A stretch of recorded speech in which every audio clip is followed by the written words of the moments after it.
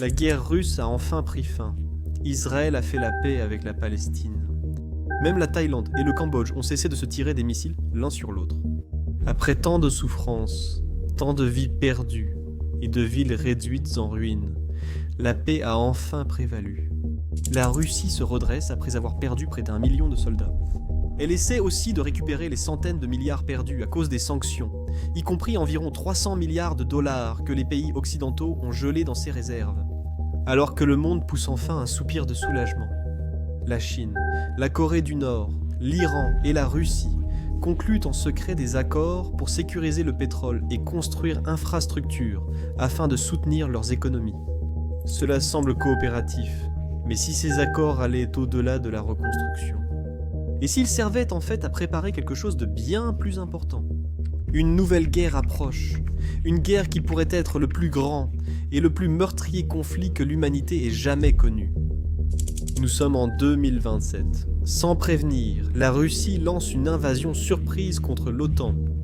Quelques jours après, la Chine envahit Taïwan. La Russie, en réalité, se reconstruisait pour préparer sa revanche. Les cicatrices de la guerre Russie-Ukraine restent ouvertes. La Russie a perdu plus d'1 million de citoyens.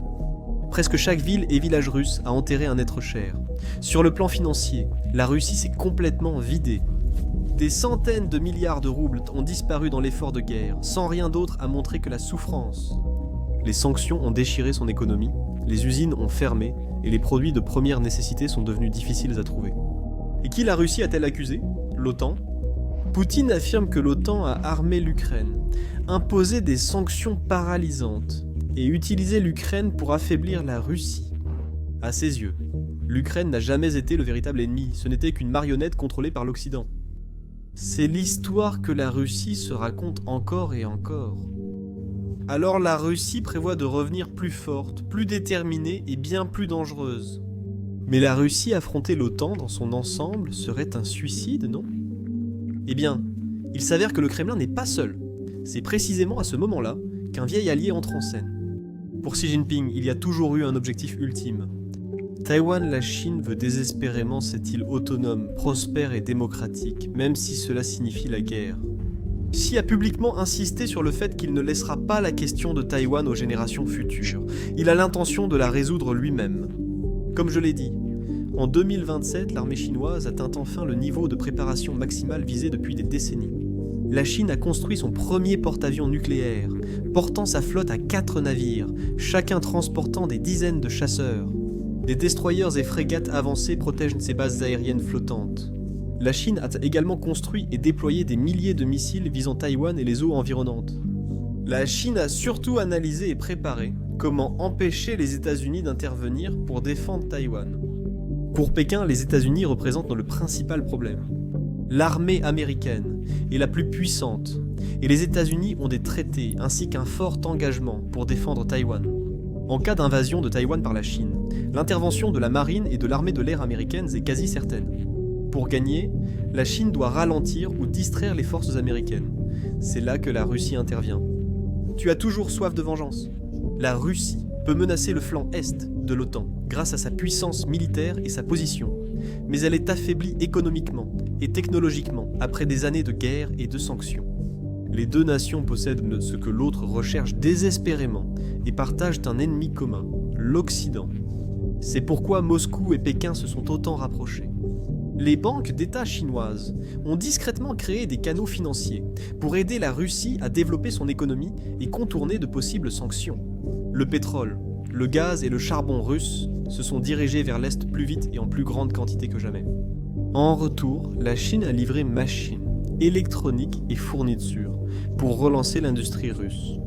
La vérité, c'est que Pékin n'a pas fait cela par charité. C'est stratégique. Pékin savait qu'une Russie effondrée ne serait d'aucune utilité, mais une Russie dépendante de la Chine lui serait entièrement redevable. Voilà un allié fiable pour Pékin, et la Chine compte bien réclamer cette dette. Les diplomates et généraux russes et chinois se réunissent à huis clos. Officiellement, ils continuent de parler de coopération, d'un avenir multipolaire et de la fin de la domination américaine. En privé, ils planifiaient des actions militaires coordonnées capables de remodeler l'ordre mondial. La Russie a les yeux rivés sur le corridor de Souvalki, un étroit passage coincé entre la Pologne et la Lituanie, juste aux portes de Kaliningrad et de la Biélorussie.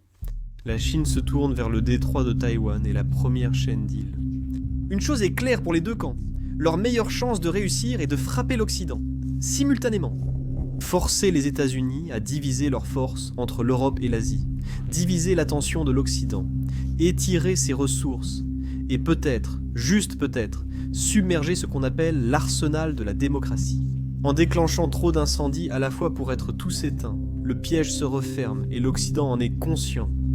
Les agences de renseignement à Bruxelles, à Washington et dans d'autres capitales alliées ont vu les signes. Chuchotements, mouvements, tensions. Ils avertissaient depuis des années de ce scénario. Et dans cette vidéo, nous allons plonger en profondeur dans ce qui pourrait devenir une crise sur deux fronts, deux dictateurs, une frappe coordonnée. Et si vous pensez que plus de gens devraient voir à quel point le monde pourrait être proche de l'effondrement, merci d'aimer la vidéo et de vous abonner. Votre soutien permet à ces histoires d'atteindre ceux qui en ont le plus besoin. L'OTAN a été créée pour se défendre contre un front majeur, mais la façon dont la Russie prévoit de frapper, cela ne suffira pas. Le leader de l'OTAN, les États-Unis, serait débordé. C'est pourquoi, des mois avant une possible attaque russe ou chinoise, l'OTAN crée un groupe spécial pour mieux coordonner avec des alliés comme le Japon, l'Australie et la Corée du Sud. Parce que, soyons honnêtes, une guerre d'une telle ampleur est totalement inédite. Les États-Unis mèneraient probablement le combat contre la Chine dans le Pacifique. Pendant ce temps, les pays européens de l'OTAN, ainsi que le Canada et le Royaume-Uni, devraient prendre en charge une plus grande partie du combat contre la Russie. Bien sûr, l'Amérique participerait toujours. Après tout, elle a des troupes stationnées en Europe et des obligations de traité à remplir. Avec la moitié de sa marine et une grande part de son armée de l'air mobilisées en Asie, l'Europe devrait supporter une charge bien plus lourde. C'est pourquoi, en 2025, les États-Unis ont poussé l'OTAN à adopter un objectif obligatoire de dépenses de défense de 5% du produit intérieur brut. Des pays comme la Pologne l'avaient anticipé il y a des années. D'ici 2027, ils ont formé l'une des plus grandes armées d'Europe, dotée de centaines de chars avancés et de divisions lourdement armées. Les États baltes sont devenus des bastions fortifiés. Ils ont installé des barrières anti-chars sur les principales routes, organisé des exercices mensuels pour la défense territoriale et stocké assez de nourriture, carburant et fournitures pour survivre à un siège de plusieurs mois. La Finlande, avec ses 1300 km de frontière avec la Russie, est totalement en alerte. Ils ont toujours eu la conscription obligatoire et des abris de défense civile, mais maintenant, ils modernisent chaque bunker et préparent leurs réservistes à une mobilisation rapide. Si la guerre arrive à leur porte, la Finlande sera prête, et vous avez probablement déjà vu les mèmes sur l'Allemagne qui prend les choses en main. Cela a déjà surpris tout le monde. Les troupes allemandes s'entraînent de nouveau dans les forêts d'Europe de l'Est, une scène rare depuis la fin de la guerre froide. L'Allemagne augmente son budget de défense et modernise son armée avec du matériel avancé, chars et avions. La France et la Grande-Bretagne, toutes deux puissances nucléaires dotées de forces expéditionnaires très mobiles, ont déjà coordonné leurs plans pour se déployer rapidement en Europe de l'Est au moindre signe de danger. Ils ont déjà prépositionné du matériel lourd. Des véhicules blindés britanniques attendent dans des entrepôts polonais, prêts à être déployés. Les brigades lourdes américaines ont stocké du carburant, des munitions et des fournitures dans des dépôts stratégiques des pays baltes. Tout cela s'inscrit dans une stratégie de dissuasion pour montrer à la Russie que l'OTAN est sérieuse, prête et déterminée à empêcher Poutine de commettre une grave erreur de calcul. Au même moment, Washington intensifie les patrouilles navales dans tout le Pacifique occidental. Les groupes aéronavals passent presque chaque mois près de la mer de Chine méridionale et à l'est de Taïwan. Le commandement du Pacifique américain organise des exercices pour soutenir Taïwan ou le Japon. Les Marines s'entraînent à la défense insulaire à Okinawa et Guam, anticipant des tirs de missiles chinois. De son côté, l'United States Air Force répartit ses chasseurs furtifs sur plus de bases dans le Pacifique, pour éviter qu'ils soient tous détruits lors d'une attaque surprise. En bref, l'Amérique évolue. Elle devra mener une guerre sur deux fronts dans le monde en même temps. Elle n'avait pas envisagé cela sérieusement depuis la Seconde Guerre mondiale. Pour les stratèges du Pentagone, c'est le pire cauchemar. Des décennies de planification de la défense supposaient que les guerres viendraient de façon séquentielle ou resteraient confinées localement. Mais cette fois, ce n'est pas le cas. Le défi majeur pour presque chaque nation a été de se préparer discrètement à la guerre sans provoquer panique ou peur chez leur population. Après des années à être témoin de la guerre brutale en Ukraine, Les électeurs à travers l'Europe et l'Amérique sont épuisés, fatigués par le conflit, l'inflation et l'incertitude constante. La plupart des gens veulent simplement reconstruire leur vie, profiter de la paix et retrouver un certain sentiment de prospérité. On ne peut pas vraiment leur en vouloir, mais ils ignorent à quel point la situation empirerait si les dictateurs obtenaient gain de cause.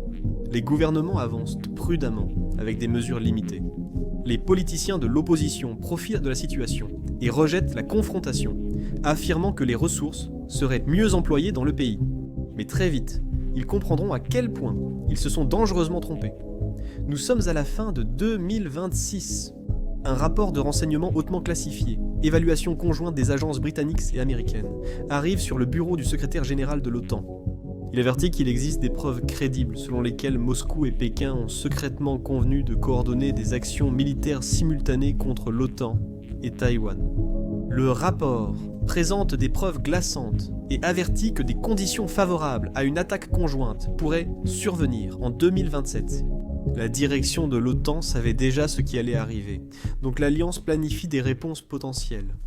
Dernière tentative diplomatique essayée, les dirigeants occidentaux contactent la Chine et la Russie pour apaiser les tensions et changer les mentalités à temps. Les responsables russes et chinois acquiescent et sourient, disant ce qu'il faut en réunion. Oui, oui. Mais en privé, ils ne font que compter les jours jusqu'à leur attaque prévue. Leur décision est déjà prise. Moscou et Pékin ont tous deux conclu que cette guerre coordonnée sur deux fronts représente leur meilleure et peut-être leur seule chance de victoire.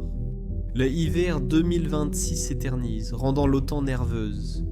La Russie annonce de vastes exercices militaires en Biélorussie et à l'ouest du pays, mobilisant des dizaines de milliers de soldats. Mais le vrai problème, c'est que ces exercices ne se terminent jamais vraiment. Longtemps après la fin supposée des manœuvres, les soldats russes, les chars et l'artillerie restent proches des frontières de l'OTAN, prêts et en attente de quelque chose. Très vite, la Russie intensifie son comportement provocateur, testant délibérément la patience et les nerfs de l'OTAN. Les navires russes, surveillant de près ceux de l'OTAN lors des patrouilles, s'approchant parfois dangereusement, rendant les collisions presque inévitables. De même, les chasseurs russes deviennent une menace constante au-dessus de la mer Baltique et de la mer Noire, harcelant régulièrement les avions de reconnaissance de l'OTAN, passant souvent à seulement quelques mètres. Les Russes n'ont qu'un but, pousser l'OTAN à frapper en premier.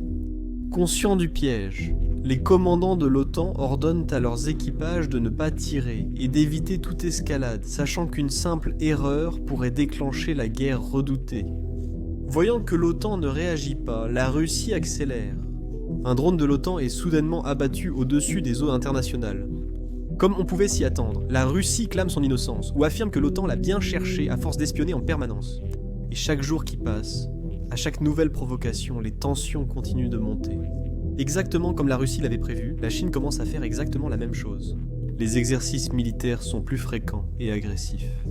De nombreux avions et navires de guerre chinois s'approchent de l'espace aérien de Taïwan et simulent un blocus autour de l'île. Un destroyer chinois croise délibérément la proue d'un croiseur américain en mer de Chine méridionale, le frôlant de quelques centaines de pieds. De tels incidents surviennent encore, devenant à chaque fois plus provocateurs. À Taïwan, l'île demeure en alerte maximale.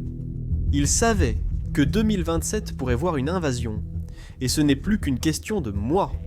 Taïwan a déjà renforcé le service militaire obligatoire, consolidé les défenses côtières et organisé des exercices de raids aériens à l'échelle nationale.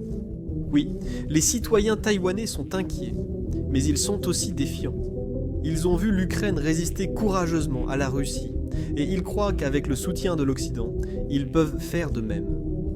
Pourtant, au fond d'eux, ils savent aussi qu'ils font face à un adversaire bien plus grand, encore plus puissant. Les gens continuent de se dire que la guerre n'arrivera pas vraiment, jusqu'à ce qu'elle éclate. Juste après minuit, la Russie passe à l'action. Des unités de cyberattaque ciblent les réseaux européens. Les communications à travers les pays baltes sont coupées. Les réseaux électriques s'arrêtent. Les signaux Global Positioning System et satellites sont brouillés dans toute l'Europe de l'Est. Assez pour semer la confusion et freiner la réaction de l'OTAN. Quelques minutes plus tard, des missiles frappent le flanc est de l'OTAN depuis la Pologne et les pays baltes. Les aérodromes de l'OTAN, les installations radars et les bases militaires stratégiques sont frappés par des vagues de missiles balistiques Iskander et de missiles de croisière calibre. Les pistes sont déchiquetées, les dépôts de carburant explosent et les stations radars sont en gravats. La première frappe à elle seule est massive. Des centaines de missiles sont lancés simultanément, une ouverture brutale conçue pour paralyser les défenses de l'OTAN, avant qu'ils ne réalisent ce qui les frappe. De violents combats éclatent à la frontière entre forces russes et OTAN. Les troupes de l'OTAN s'empressent de défendre leur ligne. La Russie frappe vite et avec force, brisant la résistance initiale. Les blindés russes franchissent rapidement plusieurs positions de première ligne près de Biskov, en Russie.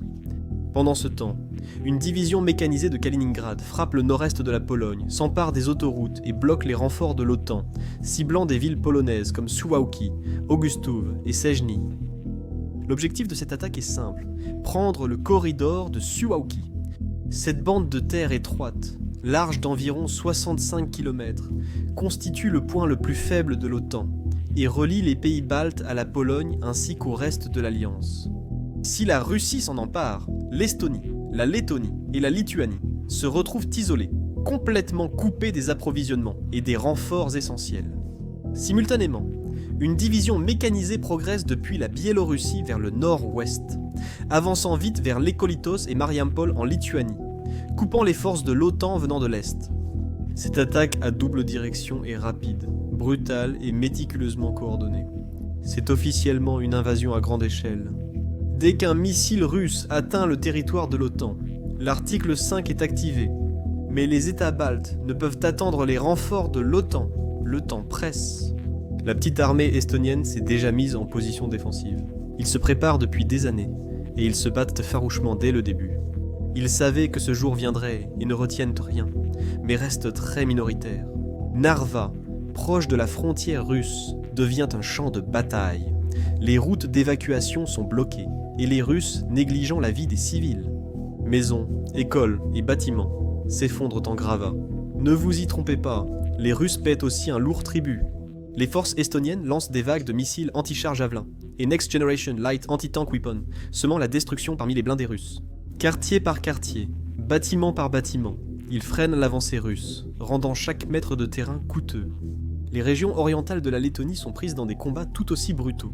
Riga, la capitale, est menacée par l'avancée rapide des brigades russes vers l'ouest. Des hélicoptères survolent la ville à l'aube, déployant des troupes d'élite pour s'emparer vite de l'aéroport et permettre l'arrivée de renforts aériens. Mais les Lettons et les quelques soldats de l'OTAN sur place sont prêts. De violents échanges de tirs éclatent autour des terminaux, des avions, des hangars et des pistes. À la fin de la matinée, la piste de Riga est couverte d'hélicoptères Mi-8 russes en flammes et de parachutistes morts.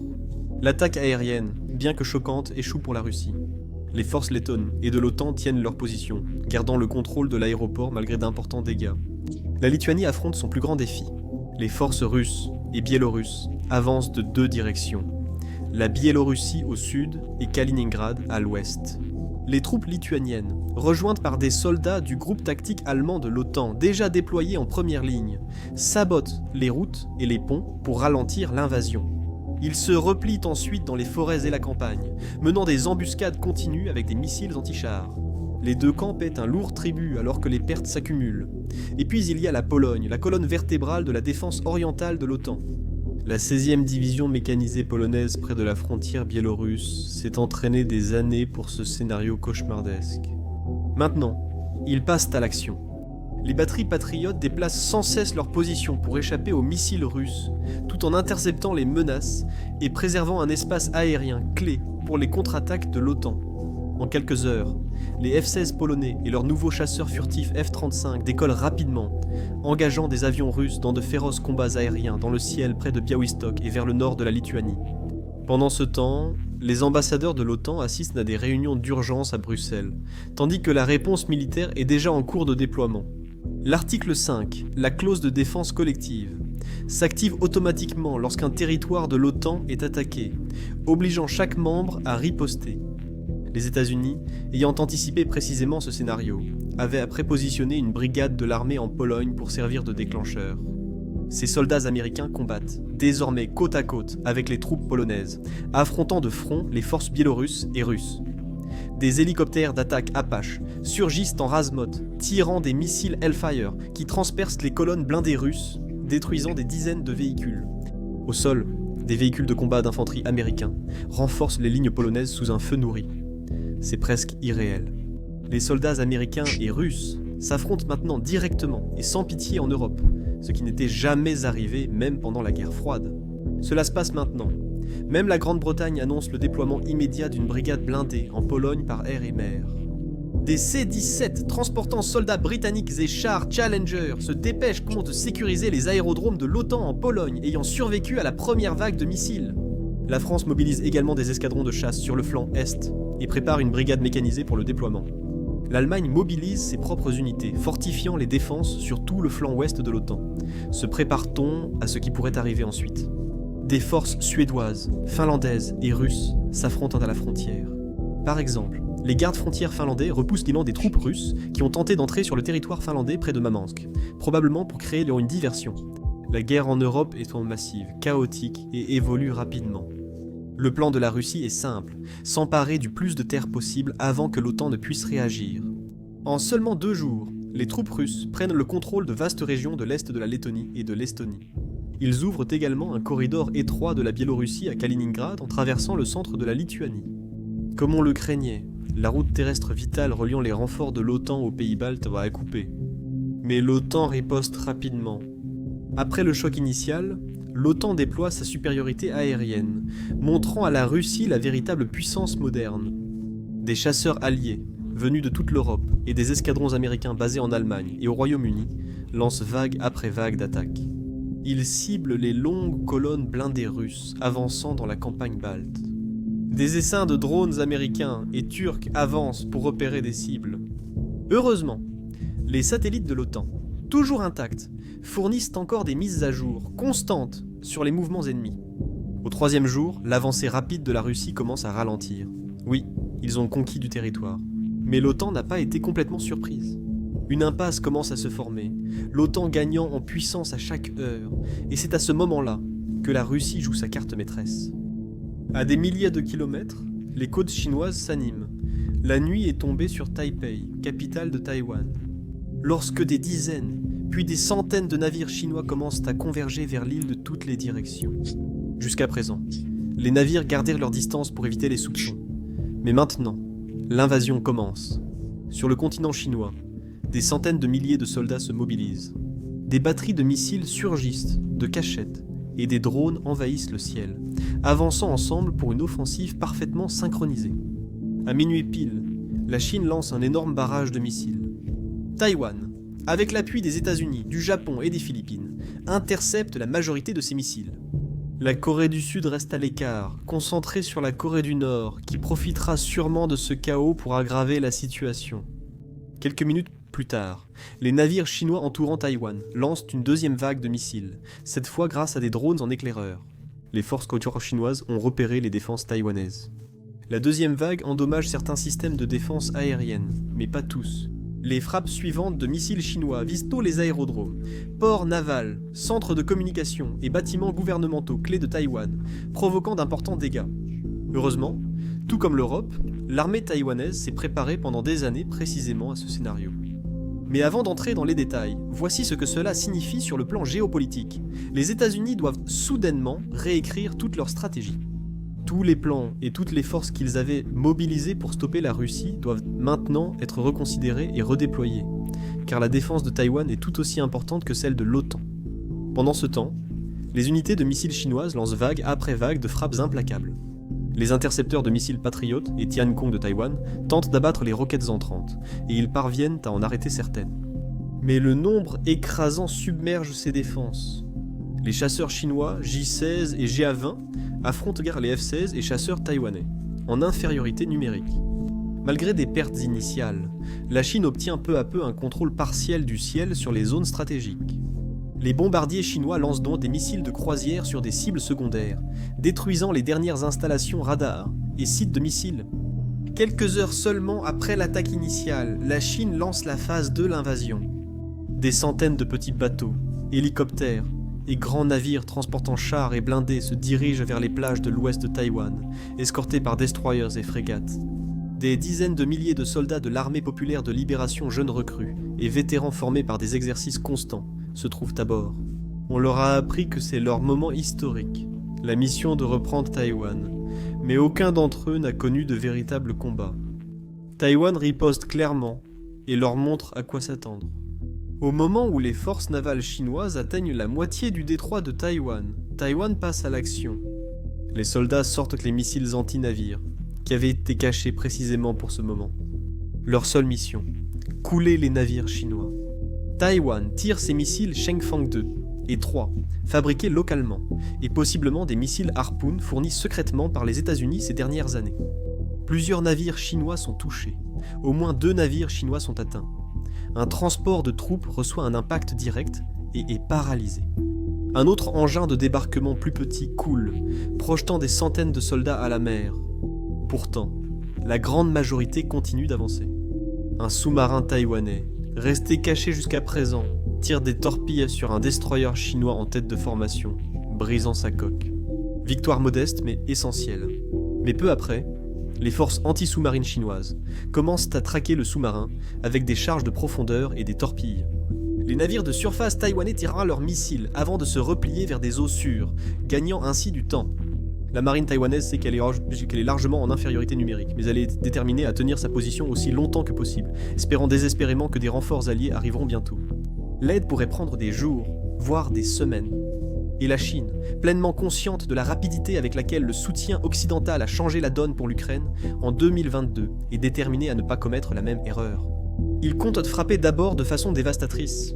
Si tout se passe comme Pékin le prévoit, à l'aube, des aéroglisseurs et véhicules amphibies de l'armée populaire de libération débarqueront des troupes sur les côtes taïwanaises. Mais ils vont avoir une grosse surprise. Il n'y a aucun soldat taïwanais sur la plage, c'est suspect. Pourtant, ils avancent. Et soudain, boum. YouTube vient de faire une annonce stupéfiante. Il paie les créateurs 64 millions de dollars par jour. Pourquoi ? Eh bien parce que YouTube n'a pas assez de créateurs. C'est pourquoi vous voyez sur votre page d'accueil des vidéos avec moins de 1000 vues, comme celle-ci. Cela ne signifie pas que chacun doit créer une chaîne. Si vous hésitez à lancer une chaîne YouTube ou sans visage, c'est le moment idéal. YouTube verse chaque jour des millions aux créateurs et met plus que jamais en avant les chaînes récentes et petites. Je suis sûr que vous avez des questions sur comment débuter et développer une chaîne. Nous en recevons souvent par email de certains d'entre vous. C'est pourquoi nous avons regroupé tous nos conseils YouTube dans une seule vidéo entièrement gratuite. Donc, si vous êtes quelqu'un qui souhaite lancer sa propre chaîne YouTube, vous pouvez regarder cette vidéo ici sur YouTube. Cliquez sur le lien en description ou sur la fiche à l'écran. Tout le littoral est fortement miné d'explosifs antipersonnels et anti-chars. Les survivants franchissant les mines deviennent rapidement des cibles pour les mitrailleuses, obus anti-chars, missiles javelins et autres armes taïwanaises. Pour cet instant précis, la scène est brutale, chaotique et infernale. La première vague de soldats chinois est décimée, mais l'invasion ne s'arrête pas. Vague après vague, les forces chinoises continuent de débarquer. Les survivants des premières explosions réagissent à peine avant d'affronter des tirs nourris, des obus anti-chars et des missiles javelins tirés de positions dissimulées. C'est brutal et impitoyable, un véritable cauchemar. La première vague est presque entièrement anéantie. Malgré le carnage, l'invasion chinoise continue. Vague après vague, de nouvelles troupes continuent d'arriver, avançant dans une bataille de plus en plus violente et infernale. Au même moment, les forces chinoises envahissent également le port de Taichung. Des troupes aéroportées sautent en parachute pour prendre des ponts et autoroutes stratégiques, comme la Russie l'avait tenté près de Kiev. Des parachutistes atterrissent près de Taichung pour encercler la ville. Mais les forces taïwanaises sont prêtes, et elles fauchent la plupart des parachutistes lors de combats rapprochés. C'est un bain de sang. Cependant, leur sacrifice sert de diversion, permettant aux fusiliers marins chinois de débarquer près du port. Désormais, le combat se déplace dans les rues, devenant une bataille impitoyable de bâtiment en bâtiment à l'intérieur même de Taichung. Pourtant, Taïwan ne peut pas se battre seul. Le soutien le plus solide vient peut-être des forces américaines déjà stationnées dans la région. Depuis Guam, des escadrons de B1 et B2 effectuent des missions avec missiles anti-navires et bombes lourdes. Leur mission est de frapper la flotte d'invasion chinoise, d'affaiblir les positions militaires et d'alléger la pression sur Taïwan.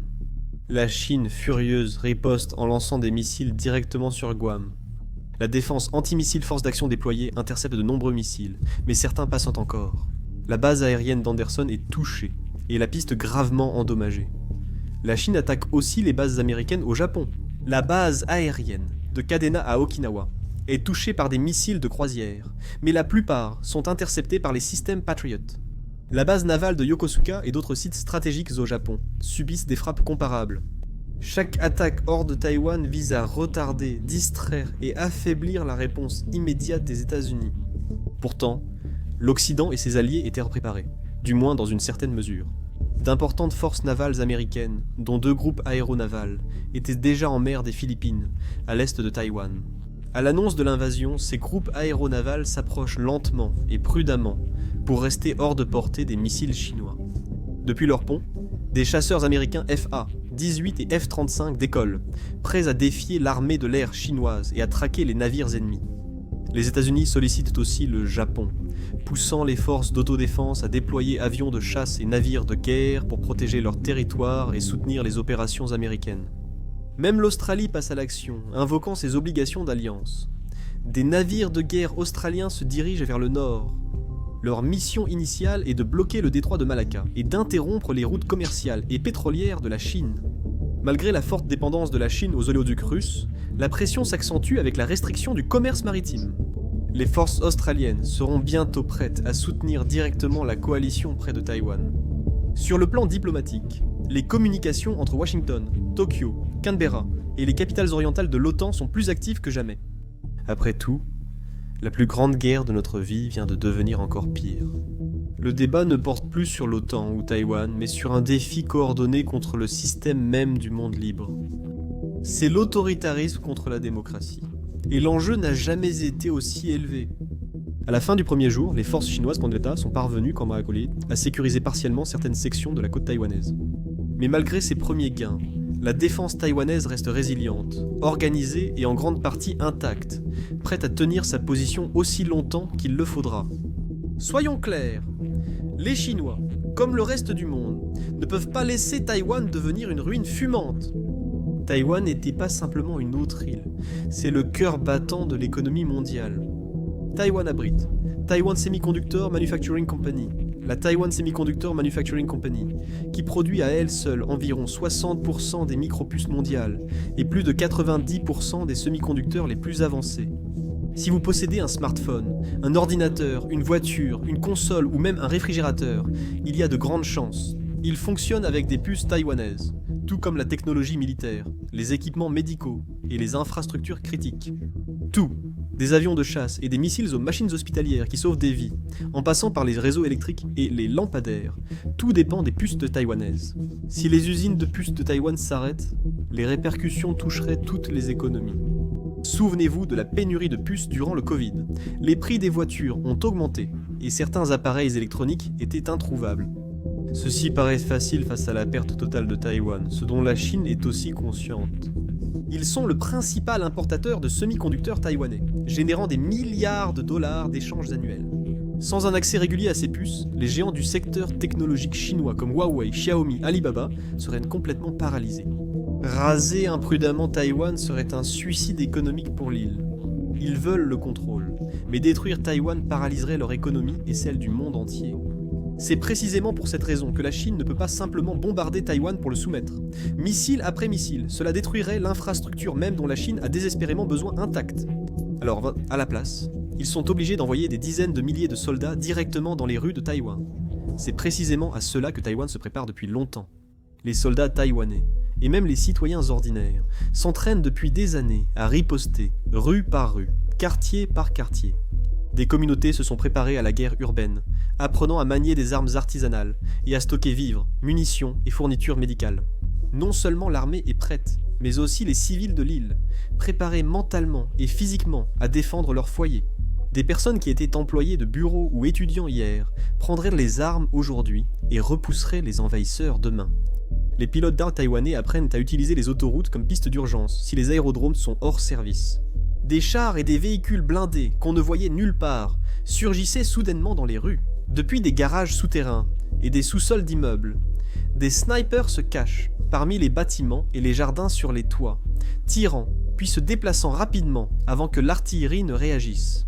Pour les soldats chinois, souvent tout juste sortis du camp d'entraînement, chaque rue devient un piège mortel potentiel. La stratégie de défense de Taïwan repose sur la surprise, la flexibilité et la rapidité de réaction. Mais malgré tout cela, la Chine ne s'inquiète pas vraiment de Taïwan en soi. Ce sont les États-Unis qui représentent leur plus grande préoccupation. La prise de contrôle ayant échoué, la guerre va durer. La prochaine étape logique est d'isoler totalement Taïwan pour empêcher tout renfort extérieur. La marine américaine a deux choix, soit attendre trop longtemps, et Taïwan pourrait tomber. Mais se précipiter dans le combat pourrait être désastreux pour les porte-avions américains. Comme prévu, la Chine lance ses redoutables missiles tueurs de porte-avions, les Dongfeng 21D, et les missiles balistiques anti-navires Dongfeng 26, pour cibler les groupes navals américains. Les porte-avions activent tous les systèmes de défense, intercepteurs, SM-3, brouillage électronique, leurre, tout ce qui peut tenir ces missiles à distance. La plupart des menaces entrantes sont interceptées ou ratent complètement leur cible, mais tout le monde sait que les Chinois frapperont à nouveau, et bientôt. Au cours des 48 heures suivantes, des bombardiers américains venant d'Hawaï et du continent rejoignent le combat, frappant sans relâche toute cible navale chinoise qu'ils peuvent localiser. Les dirigeants chinois prévoyaient cette résistance, mais pensaient que leur assaut conjoint à la guerre de la Russie contre l'OTAN paralyserait la réaction occidentale. Ce pari, cependant, ne s'avère que partiellement réussi. Oui, l'Occident est débordé et dispersé sur deux fronts, mais il n'est pas paralysé. Ils réagissent plus vite que jamais.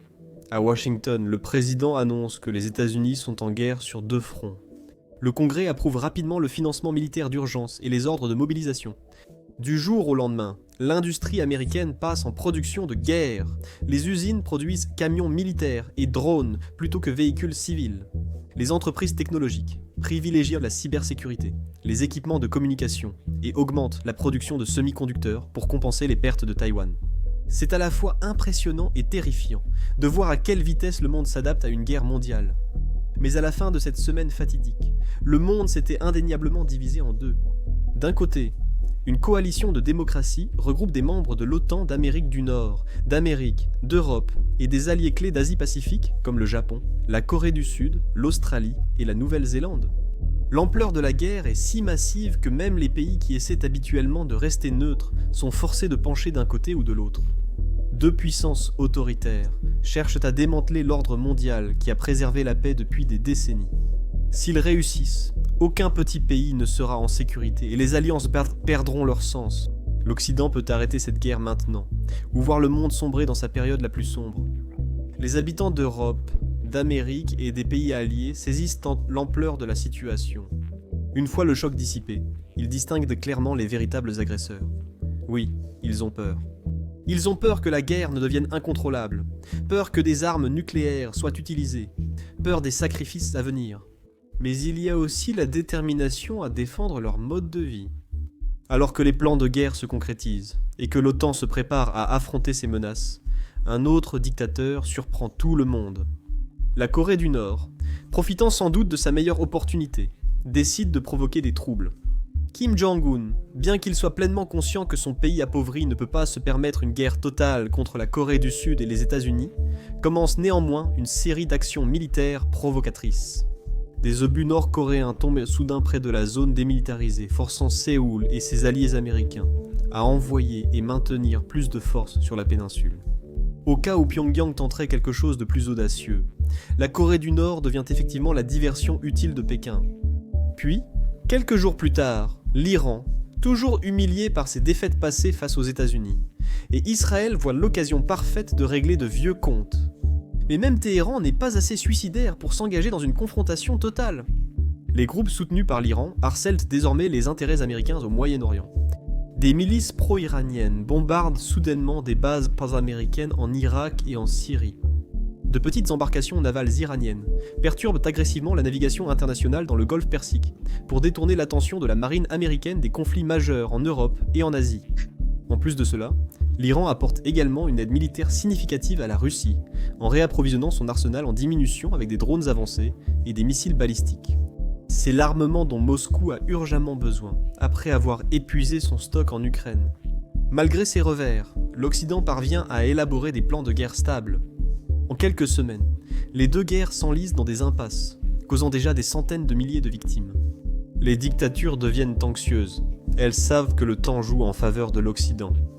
Elles ont retenu cette leçon amère de la guerre en Ukraine. Attendre, c'est être vaincu plus tard. Alors les deux nations lancent des campagnes de propagande agressive pour imposer leur version de l'histoire. Ils disent s'opposer à l'hégémonie occidentale et au néo-impérialisme.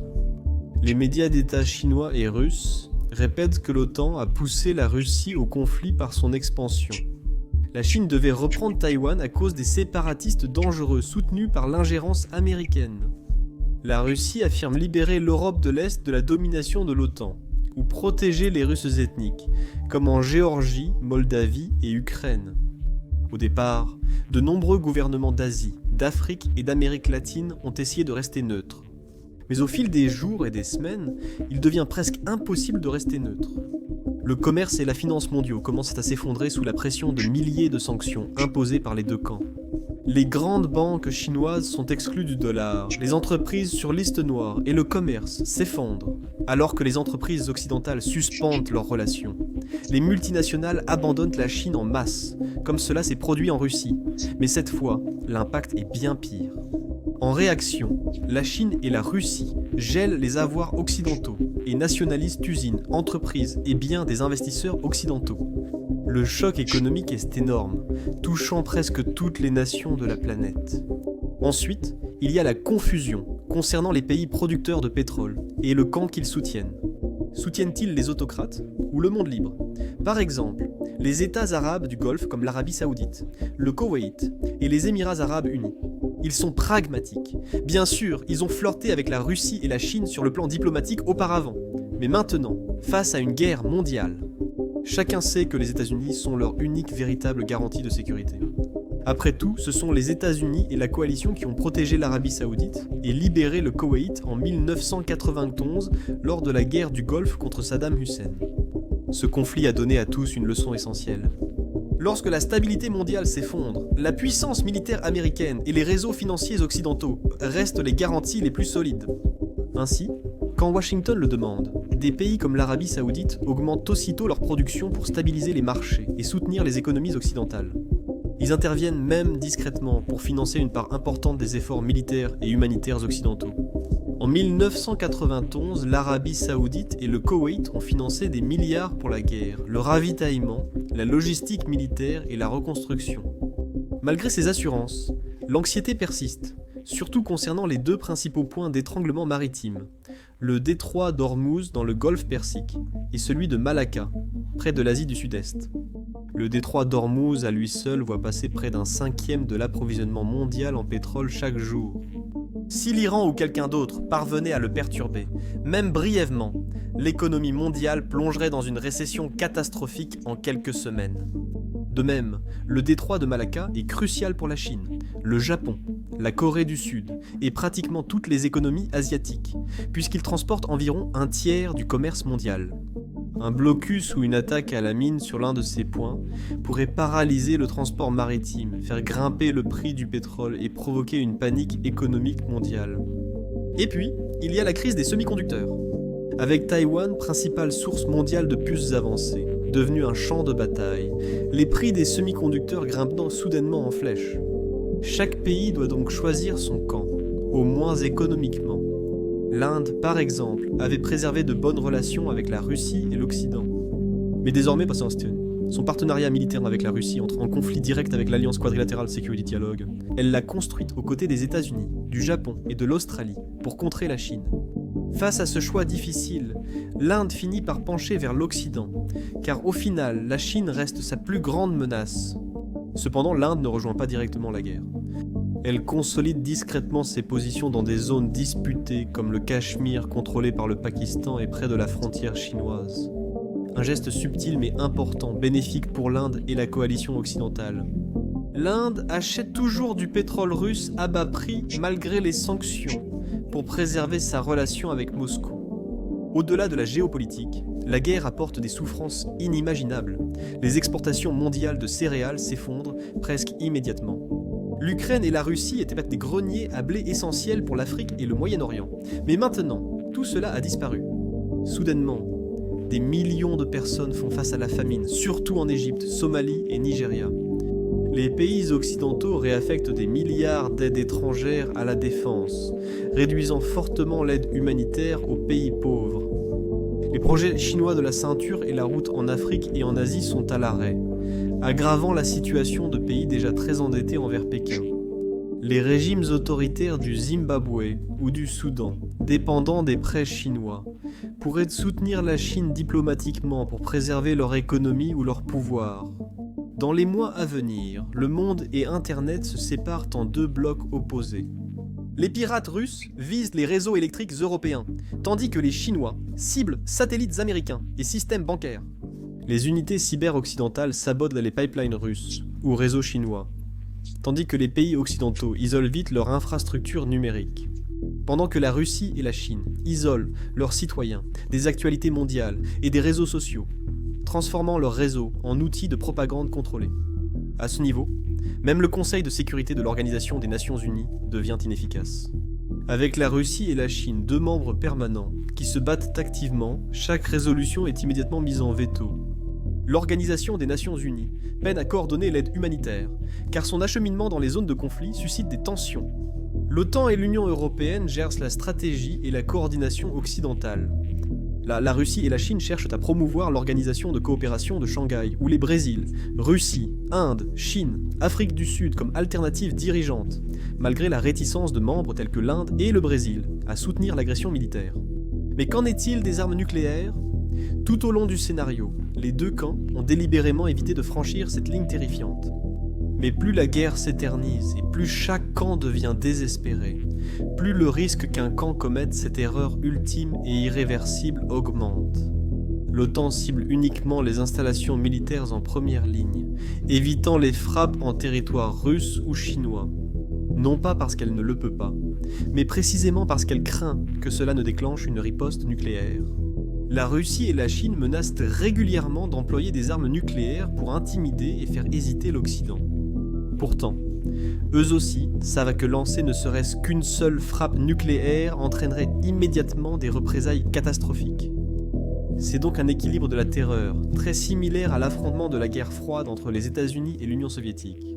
Rappelez-vous, une minuscule erreur de calcul, un simple malentendu, pourrait plonger ce monde dans la ruine. Mais même si aucun des deux camps n'appuie directement sur le bouton nucléaire, la guerre pourrait tout de même provoquer un effet domino dangereux. D'autres nations pourraient commencer à développer leurs propres arsenaux nucléaires. La Corée du Sud et le Japon pourraient reconsidérer leur statut non nucléaire s'ils jugent la protection américaine affaiblie. Au Moyen-Orient, l'Arabie saoudite pourrait se précipiter vers l'arme nucléaire si l'Iran profite du chaos. Un tel scénario pourrait déclencher une nouvelle course mondiale aux armements nucléaires, rendant le monde entier bien plus dangereux, instable et précaire. Donc, oui, les enjeux dans ce scénario hypothétique de 2027 ne pourraient pas être plus élevés. C'est pourquoi, malgré l'épuisement, d'énormes pertes économiques et la menace d'une escalade nucléaire, les États-Unis, l'Europe et leurs partenaires mondiaux ont finalement choisi de tenir bon. L'alternative, laisser la Russie et la Chine s'en tirer en découpant leurs voisins, semble pire car ils ne s'arrêteront jamais à ce qu'ils ont déjà. L'histoire que vous venez de regarder ne représente qu'un petit aperçu de la puissance de feu, de la stratégie et de la tragédie humaine d'un conflit réel. Espérons simplement que 2027 viendra et repartira sans que ce cauchemar ne se réalise. Espérons que la diplomatie, la dissuasion et un peu de chance empêchent le monde de sombrer dans un tel chaos. Merci d'avoir regardé.